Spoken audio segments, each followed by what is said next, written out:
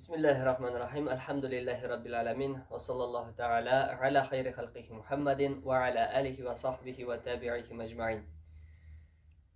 Yahudlar Peygamber sallallahu aleyhi ve sellem'den eliden ele jingilip duru bilen bir de kilişmiler hem alarının 20'lep bir başlığı yöneleler Mekke şehrine.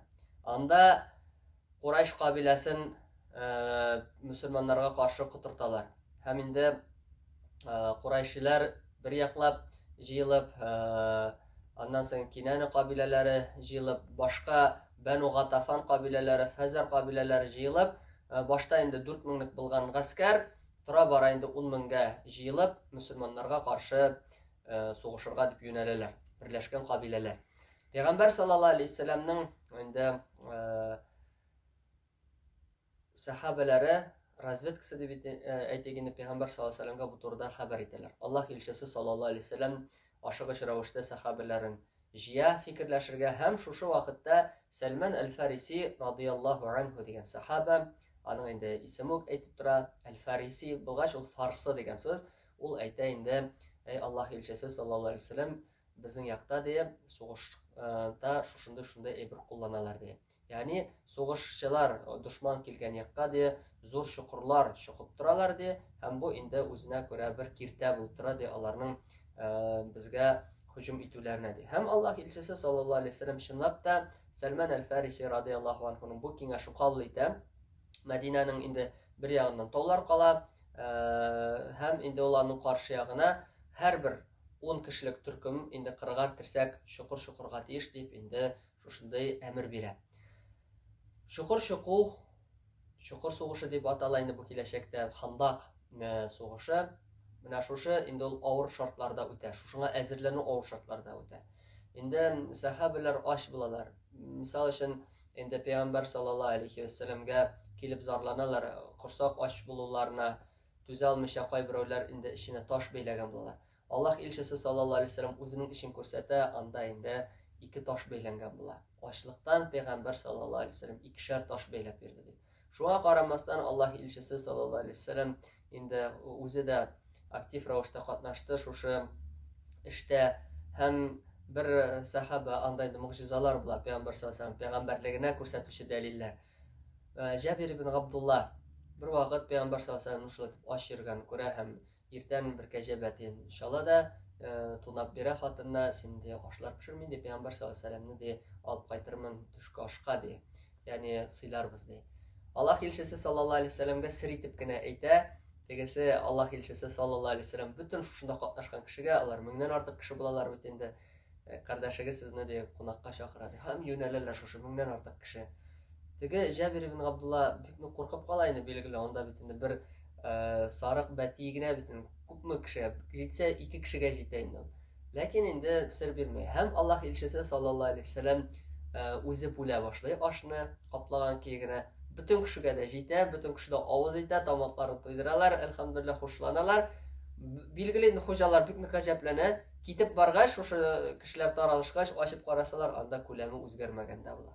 İkinci bir vakiga Nu'man ibn Bashir radıyallahu anh'ın indi qiz tug'ani bir o'sh finik xurma olib kela. Allah elchisi sallallohu alayhi vasallam surab oladi, o'zini shoponidan qo'ya, ham kishilarning ko'z oldida shu xurmalar ko'paya boshlaydi. Ondan so'ng tag'in bir mo'jiza bilan ol endi bizning boshimizga simetrani sahabalar qoziylar bitindi. Yerni anda yer bitin yumshoq tugul, qati yer ham ulu bir toshqa top bulalar. Birsi de vatalmay. Umar ibn al-Hattab gibi güçlü kişiler de vatalmay. Hem indi Allah elçisi sallallahu aleyhi ve sellem'ge etkeş, ol uzit düşüp, 3 tapqır şuşlaytıp suğa, hem ol indi qumğa eğlenip bitadi şu taş.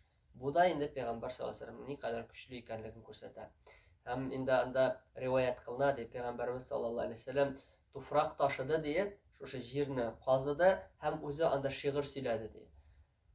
Ol şiirni endi belki aldagı nelerde de söyleganimiz bardır endi. Aning şu xatli motor ma'naga iya şiir ol Peygamber sallallahu aleyhi ve sellem ayta, ol bir sahabesiniki ular vallahi lawlallahu mahtadayna ve la sumna ve la sallayna fa anzilan sakinatan alayna vel müşrikuna qad bagaw alayna iza aradu fitneten abayna diye.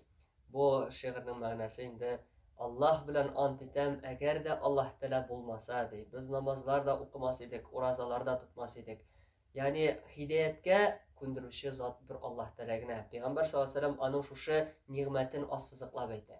Әй Раббыбыз, ди, безгә тынычлыкны иңдерсәң иде, ди. Ва сәббитил aqdama in laqayna. Безнең тез буыннарыбызны ныгытсаң иде очрашу көнебездә, ди. Монда инде дошман белән очрашу дип таңларга була, һәм инде Раббыбыз хозурына күчкәч булган очрашу белән дә инде чагыштырырга була. Ләкин ике очракта да ул нык булырга тиеш тез буыннар. Очрашу көнендә дә нык торырга, ди. Һәм инде менә мөшрикләр безгә, ди, һөҗүм итәргә торалар. Алар фитнә теләсәләр дә без теләмибез, ди. Һәм менә шушы чокырны чокып бетерәләр дә озак та үтми шушы берләшкән кабиләләр килеп тә җитә. 10 меңлек гаскәр. Ә монда сугыша торган кешеләр, сугышка яраклылары 1000 гына кеше була. Калганнары инде картларны дип әйтик, инде Пәйгамбәр саллаллаһу алейһи ва сәллям хатын-кызларны яшереп калдыра ниләрдә, ныгытмаларда. Һәм тегеләр килеп басалар да һөҗүм итәлмичә торалар. Бер-берсенә инде атышалар. Пәйгамбәр саллаллаһу алейһи ва сәллям абаруны каты тотарга куша. Берничә мөшрик инде чыкмакчы була, аларга каршы сахабалар сугыша. 25 ләп көн инде мөселманнарны нык каты чолганышта тоталар. Билгеле, бу җиңел бирелмәй мөселманнарга. Суык, ачлык җитмәсә, мөшрикләр инде үтерергә әзер һәм инде алар әлдән-әле һөҗүм итеп торалар. Моны инде күбрәк нервларда булган сугыш дип әйтәләр. Монда мөселманнар ягыннан 6 кеше үтерелә, мөшрикләр ягыннан 10 кеше үтерелә дип әйтәләр.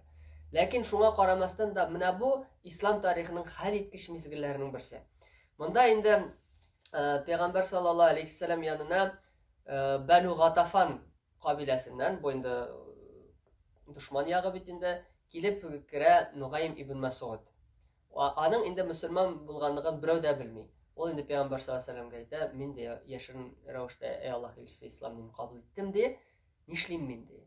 Пәйгамбәр саллаллаһу алейһи ва сәллям әйтә, сугыш ул хәйлә ди. Ягъни хәйлә курырга, алдашырга, ялганларга рөхсәт ителә. Һәм инде чынлап та менә Нугайм ибн Мас'уд бик зур файда китерә. Анда Бәну Курайза кабиләсе булган була. Бәну Курайза кабиләсе Пәйгамбәр саллаллаһу алейһи ва сәллямга һөҗүм итми. Ул инде яһудилар булалар. Шуларга Хуяй ибн Ахдаб, бу инде Бәну ан-Надир, менә алдагы дәрестә әйтелгән, куып чыгарылган. Алар килеп менә шу Бәну Курайзаны Пәйгамбәр саллаллаһу алейһи ва сәллямга арттан һөҗүм итәргә дип инде үгетлиләр һәм инде күндерәләр.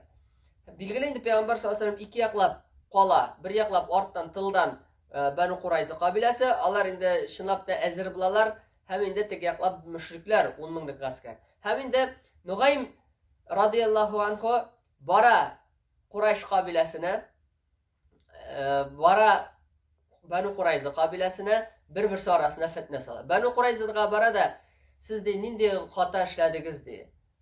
Мөшрикләр, Мәккәлеләр алар китәләр, бер нәрсә дә югалтмыйлар ди. Сез ди Мөхәммәд белән бергә бер калачаксыз ди. Тегеләр әйтер, без нишлексең алайса ди. Менә ди сез ди мөшрикләр, Мәккәлеләрдән ди сорагыз, 2 кешене сезгә әсир итеп бирсеннәр ди. Заложник, залог буларак бирсеннәр ди. Тегеләргә барада анда ди сез Бәну Курайзаларга ышанып итәсез ди. Алар бит Мөхәммәд белән берлектә ди. Менә карап торырсыз әле, сездән ди 2 кешегезне сорарга мөмкиннәр әле ди. Нәкъ шулай була, бер-берсе арасына шушы эшне эшлиләр. Нугайм радиллаһу анһуның шушы салынган фитнәсе белән һәм инде бер-берсенә карата бернинди ышаныч калмый. Һәм инде Аллаһ илчесе саллаллаһу алейһи ва сәллям сахабаларны шулай дип йөргәндә кем ди барып безгә хәбәр алып килер ди. Һәм инде карап чыккач Хузайфа тор ди. Хузайфа ибн Яман радиллаһу анһуны Пәйгамбәр саллаллаһу алейһи ва сәллям хәбәрләр җыярга дип алып җибәрә. Һәм Хузайфа радиллаһу анһу беренчедән нык üşүгән була, икенчедән нык курыккан була дип әйтәләр. Аллаһ илчесе саллаллаһу алейһи ва сәллям аңа инде дуга кыла, аның инде тәнендә җылы тарала. Һәм Хузайфаны Пәйгамбәр саллаллаһу алейһи ва сәллям юкка гына җибәрмәй, чөнки ул бик нык сәләтле, бик нык тиз башы эшли торган шушындый бер уникаль бер шәхес була. Раббыбыз Аллаһ Тәала һәр барчаларыбызга да ныклы иман, тәвфиқ, һидаят, истиқамәтләрен бирсен, ике дөнья вакытларына ирештерсен.